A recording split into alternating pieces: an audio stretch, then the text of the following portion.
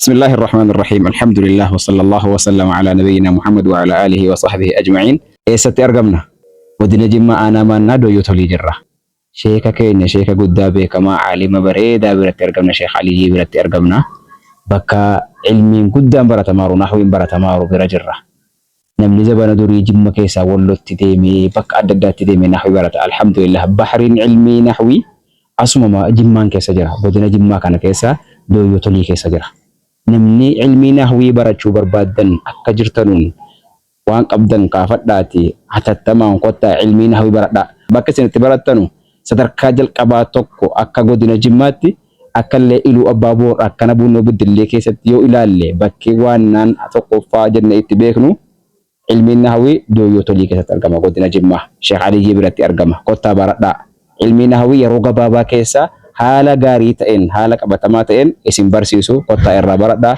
sheekenya rabbii umurii hadheeressu namni waa rabbiin hiree bareedduu wayii si bira kaa'e mee kottaa ilaalame waa inni fakkaatu mee adeemaatuma kottaati ilaalaa deebi'a majlisni akka magaalaa Jimmaatti akka godina Jimmaatti akka Aggaarootti sheekoliin gurguddoon waan isaan barsiisaa jiran ana caalaa nu caalaa isintu beeka sadarkaa ilmiin hawwi isintu beeka waan ta'eef mee kottaa ilaalaati abshee jalaati bira dhaabbadhaati mee rakkoo akkas jiru kana rakkoo irraa furaati akka ilmiin bareedaan as keessa saffisaan baratamu nu taasisa sinin jenna. Bismillah, assalamu alaikum warahmatullahi wabarakatuh. Assalamu warahmatullahi wabarakatuh. Asirratti ilmi barsiisartanii ilmi kana maali wanni isin barsiisartan kun? Wantan barsiisu nahwii jedhama. Nahwiin kun lugaa arabaa irraayi. Nahwiif sarfii fanni jiru keessaa lugaatti warra irra urraa fanni kana lammaaniin xiyyeeffadhe kanuma lamman barsiisa. Ijoolleen isin jalatti qarahaa jiran kun immoo ammam gaanii laata baay'ina jira ammam gaanii jiru. 500 600 nima ta'u gizee irratti jechuun jalaa deemaa jalaa dhufa. Waggaa kana hunda keessaa dabalataatuma deema. Liishoo dhumti isaa kun amma waan rabuufneeti malee caccabaadha. Kana kadhannee jaarree gizee danuu bakka danuu dhaqee birrii waan bicu wayitiin jalqabnee utuman kadhuu darajaa kana gahee booddee kadhaanis naagamee jennaan anniisee kunoo mazallaa darasan keessatti qaraan kan quttoo duwwaadha akka titaanu qabanu quttoo gizeen xaragneeti gizeen waafne ammas xurateennaan ammas xaragnee akkasumatti taa'aa jira gaa warri gurguddaan utuu keessa taa'u quttoo ta'a akkasumatti rakkannee kun argaa jirtanii karaa ol galamu caccabaa isaa sana argaa jirtanii keessoon kun hundinuu caccabaadha namuma jajjabaatu kana keessatti rakkataa jira gaa bakkuma jennu wallaallee dhiifne malee ijaarsa sigaa silaa kun hunduuchama ture hunduuchamne kun akkanumatti jira ijaarsa dhabee jira ijaarsa sirriitti hin arganne kun silaa iddoon isaan cufama ture waan ittiin cufnu dhabneetuma dhiifne liishoon silaa hangala ture liishoonis hin galle afaniinis silaa irraa afameeti qulqullinaan taa'ama ture kana rakkataa karaa irratti rakkataa dhufaniiti gizee dhufanii asitti dhoqqee keessa taa'u dhoqqee irra deemanii dhoqqee keessa taa'u akkasumatti rakkataa jirra gizee bonaa dhugaadha quttoodha gizee immoo gannaa dhoqqeedhaan akkasumatti rakkataaru. Maaliif deeme gizee jedhan rakkatee deeme maatii isa gargaaruu hin qabu inni gadi maatiin isaa islimnaa hin qabanu bakka itti galuuyyuu hin qabu kanumaaf waa barbaaddachuu deeme jedhanii qiraatuma mi'eeffatan kana qalbii cabaa deemu gizee baay'ee beekna. Of rakkisaatuma bohaa deema gariidhaa tuuqaa du'aayinaa kadhaa akkuma deebi'u rakkadheen deematu jedhu deema. Kana keessatti inshallah ammaa fi kennaa xiqqoo tokko waa maddarasoota geessanii ta'u ammaa fi halafinneerraa warra gargaaramuu qabanu ammaaf inshallah jalaa jalqabneerraa.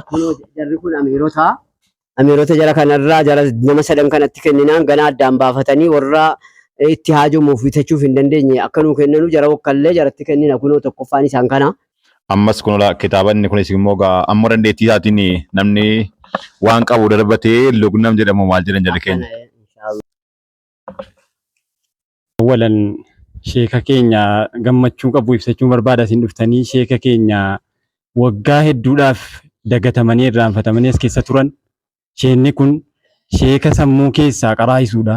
Sheeka sammuu keessaa nahwiidhaa fi sarfii qaraasisuudha kan kitaaba tokko hin baanne garuu waggaa hedduu dhokatanii waggaa hedduu as keessatti hojii ofii hojjetatu hojii ofii namni gargaaruun maletti ofiif bakka isaaniitti takkaa qiraatii keenya qadeessuun maletti qiraatii keenya irraa qadaa gochuun maletti yeroo hunda hatta yoollee deemanii bakka biraa jiraatan matoora yoo dhabanii jedhan lafa isaanii dhufanii saatii dhufanitti saatii qaqqabanitti takkaa maaddiin keenya tuunafin bakka hojii kootiitti jedheen dura darasaa dhufanii arganii darasoota isaaniitii wajjiniin akkuma laaltan haalli kunoo mijataa miti bokkaan kunoo asii yeroo roobu nullee akka amiiraatti yeroo baay'ee yeroo bokkaan roobee jedhe yeroo darasoonni ol golan yeequmsa biraa sagalee walitti wacuu biraa hin dhageenyu waan ta'eedhaaf baay'ee rakkina guddaa qabna rakkina akkuma isaan amma ibsanii kaan kunoo liishoo isaa argaa jirtu kunoo roobni asii gadi rooba caammaa yeroo asitti baafatamu baay'ee rakkisa.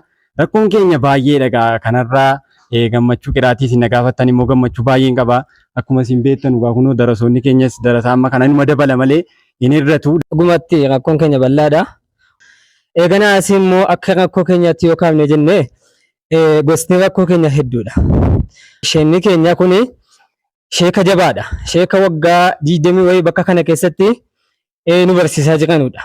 Guutuu biyyattiitiif nama asii raabsaa jiranudha. Kanuma ta'uu waliin immoo haalli isaan keessa jiranuuf haalli barnoota isaanii waliin madaalu.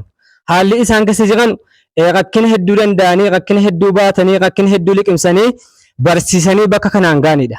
Kaayyoon keenyaa fi kutannoon keenya hawwiin keenya gara fuulduraa ilmii keenya bakkaan ga'uudha jechuudha. Waan mul'atu irraas dubbataniiru, waan mul'anne irraas waan akka waan sira jarri dubbatan dubbachuu hin taane waan akka bishaan dhugaatii darasoonni akkana fakkaatanu bishaan dhugaatii hin argatanu. Yeroodhaaf hin argatanu bishaan dhugaatii immoo akka qaama namaatti barbaachisu hundi keessan ni beektanii. Isa kanaaf bishaan dhugaatii ammas immoo lafti kana uumama isaan sira dubbatanii qajeelfamuu hin dandeenye akka qajeelfamuutti fuuldura kanatti nan yaada ni yenna. Inshallah kana keessatti ijoollee kana keessa ijoollee maatii hin qabne fayyad jira ijoolleen dabarsanii maal rakkatu as keessatti ijoolleen kun? Akka beekamutti tokkoffaa irratti kitaaba bitachuudha. Erga kitaaba bitatan immoo uffata bitachuudhaaf malee sammuun jira kaayyoon jira qara'uudhaaf kaayyoon jira cimaadha.